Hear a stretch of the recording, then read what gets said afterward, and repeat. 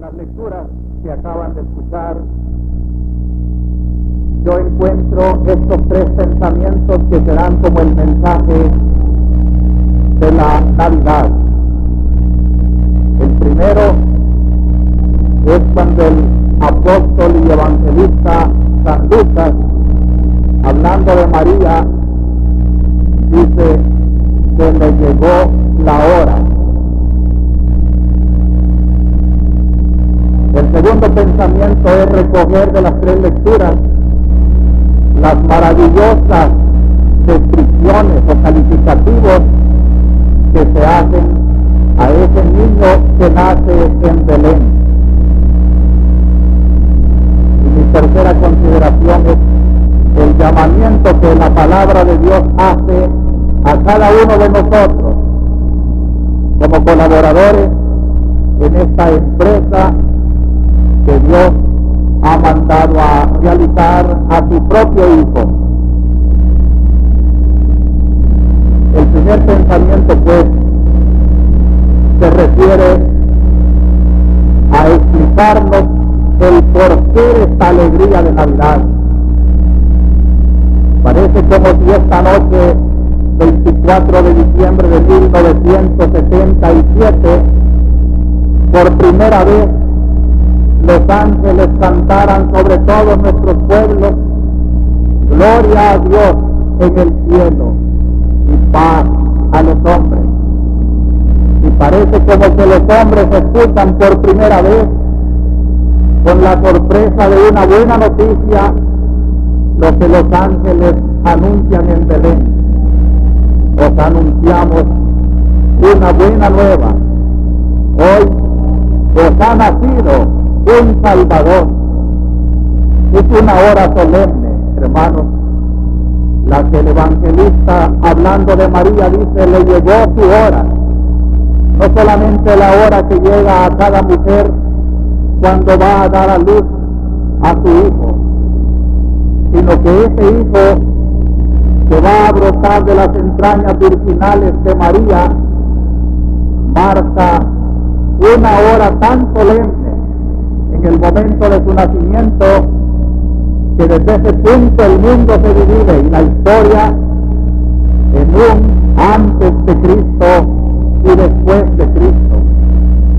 Antes de Cristo todo era esperanza, promesa, profecía. Tú eres el que ha de venir o esperamos a otro, le decían a Cristo cuando ya lo vieron presente, el esperado de las naciones. Era la esperanza de los viejos profetas y patriarcas, la que hoy se hace realidad en el niño que nace. Y a partir de Belén, toda aquella esperanza que ha llegado a la plenitud de los tiempos, a la realización de Dios, ya no puede vivir sin Cristo. Desde ese momento se puede decir lo del concilio: el Señor de la historia. Y aún esa historia que era antes que Él, no ha habido un nacido de mujer del cual se haya hablado con tanta profundidad antes de nacer como de Cristo nuestro Señor. ¿Qué es lo que viene a marcar esa hora de Cristo? Viene a marcar el gran ideal de Dios sobre los hombres. Gloria a Dios en el cielo y paz a los hombres que ama el Señor. No es que Dios espere de la benevolencia humana como el motivo para ser bueno con los hombres. En esto conocemos que nos ha amado tanto, en que siendo pecadores y viviendo de espaldas a Dios, Él nos ama y ha trazado un proyecto sobre nosotros los pecadores. El proyecto que el profeta Isaías nos ha descrito esta noche como un reino que va a ser construido por ese niño. Un reino con una paz sin límites. Un reino sostenido y consolidario con la justicia y el derecho. Un reino que durará ahora y por siempre.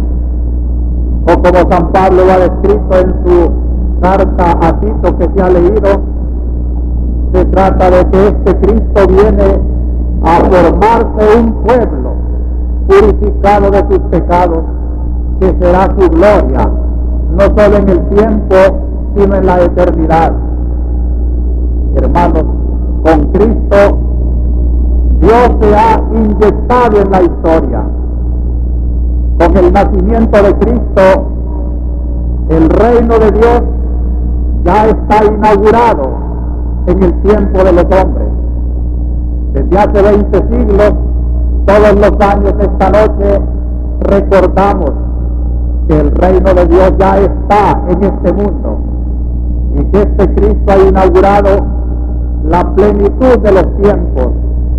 Ya su nacimiento marca que Dios está marchando con los hombres en la historia, que no vamos solos, y que la aspiración de los hombres por la paz, por la justicia, por un reino de derecho divino, por algo santo que está muy lejos de las realidades de la tierra, lo podemos esperar, no porque los hombres seamos capaces de construir esa bienaventuranza que anuncia las sagradas palabras de Dios, sino porque está ya en medio de los hombres el constructor de un reino de justicia, de amor y de paz.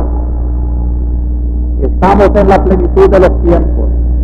Desde la primera venida de Cristo, que marca el origen del cristianismo, hasta la segunda venida, a la cual se refiere también San Pablo, diciéndonos a los que estamos celebrando la Navidad, que si hoy hay alegría en el recuerdo de aquella espera de Cristo hace 20 siglos, los cristianos deben de vivir la gran alegría, la gran esperanza del que retornará para coronar la plenitud de los tiempos, a recoger todo el trabajo de su iglesia, a recoger toda la buena voluntad de los cristianos, todo lo que se ha sembrado en el sufrimiento, en el dolor, lo recogeremos, convertido ya en el reino definitivo que no puede dejar de cumplirse.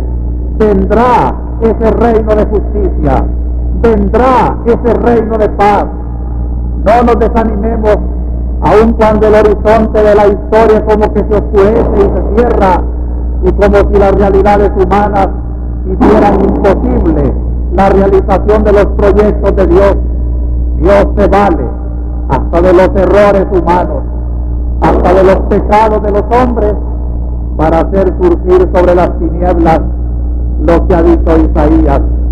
Un día se cantará también no solo el retorno de Babilonia, sino la liberación plena de los hombres. El pueblo que caminaba en tinieblas ha visto una gran luz. Habitaban tierras de sombras, pero una luz ha brillado. En esta noche santa, hermanos, la luz que fulgura en Belén es el signo de nuestra esperanza. No nos desanimemos ante las pruebas de nuestra esperanza. Esperemos contra toda esperanza. Aferrémonos a esa plenitud de los tiempos. Vivamos ese ideal de Dios que tiene que realizarse. La Navidad es un mensaje de optimismo que yo quisiera clavar muy adentro en el corazón de cada cristiano, para que esta noche marcara, como la palabra divina nos lo está haciendo, una noche que marque el principio de un reino de Dios que se espera con seguridad. Porque este es mi segundo pensamiento. No lo vamos a hacer nosotros los hombres. Ese reino ya lo está construyendo Cristo. Hemos oído con qué belleza nos ha descrito el profeta Isaías la bella figura de Cristo nuestro Señor. Un niño nos ha nacido, un hijo se nos ha dado, lleva al hombro el principado, y es su nombre Maravilla de Consejero, Dios guerrero, Padre perpetuo, Príncipe de paz. Para dilatar el principado con una paz sin límites, sobre el trono de David y sobre su reino. Cuenta la historia que cada vez que un descendiente de David era ungido como sucesor en el trono que Dios había prometido mantener, se pronunciaba como un ritual estas palabras de Isaías, en las cuales no era propiamente el hombre que se coronaba en el trono de David el que iba a realizar este proyecto de Dios, sino que se pensaba en la profecía. Todos los reyes de la dinastía davídica tenían un ideal y se realizaría no con un simple hombre de la historia, sino cuando ese hombre fuera al mismo tiempo un Dios, Emmanuel, Dios con nosotros. De tal manera que los reyes de Israel y de Judá sabían que ellos eran muy limitados, pecadores, imperfectos, y que ningún rey, ningún gobernante puede realizar la plenitud del proyecto de Dios.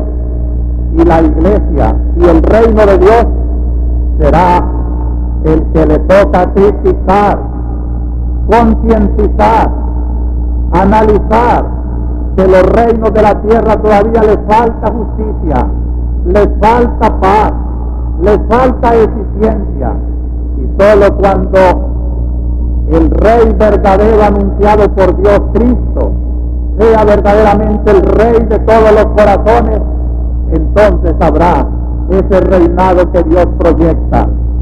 El Rey ideal nunca se realizó en el trono de David, hasta esta noche en que pudieron cantar los ángeles las palabras del profeta: ha nacido ya el niño, y sobre su hombro está ya un reinado de paz, de justicia y de amor. Solo Cristo lo puede dar. Por eso también leemos en la segunda lectura, donde San Pablo define a este Cristo, esta Navidad, como la aparición gloriosa del gran Dios y Salvador nuestro, Jesucristo. En esta noche, hermanos, nos acercamos a una cuna que no es la de un niño, es la de un niño Dios, y ante esa cuna, esta palabra de San Pablo debe ser la iluminación de nuestra fe, confesión de su divinidad. Es el gran Dios y Salvador nuestro que ha nacido, Jesucristo. Y por eso también en el Evangelio, cuando los ángeles van a anunciar a los pastores al recién nacido en Belén, lo describen así: os ha nacido un Salvador, el Mesías, el Señor. Miren qué tres bellos nombres: os ha nacido un Salvador, el Mesías, el Señor. Mencionar Señor en aquellos tiempos en que se escribió el Evangelio era dirigir un reto a los ídolos de la tierra. Para el cristiano no hay más que un Señor, ha nacido hoy, y hemos de adorarlo, al único Señor ante los hombres, ante el cual los hombres deben doblar las rodillas, ante ningún otro Señor de la historia ni del tiempo. Cristo es el Señor, Cristo es el Mesías, Cristo es el Salvador. Y finalmente, hermanos, y este es el proyecto de Dios, y su propio Hijo es el artífice de ese proyecto, no quiere hacerlo solo. El tercer pensamiento de este mensaje navideño es traducir de la palabra divina lo que Dios espera de los hombres. Lo que Dios encuentra muchas veces es la oposición, es el desprecio de Dios. Y aquí en la lectura de Isaías encontramos cómo las sombras que se cernían sobre aquella región de tinieblas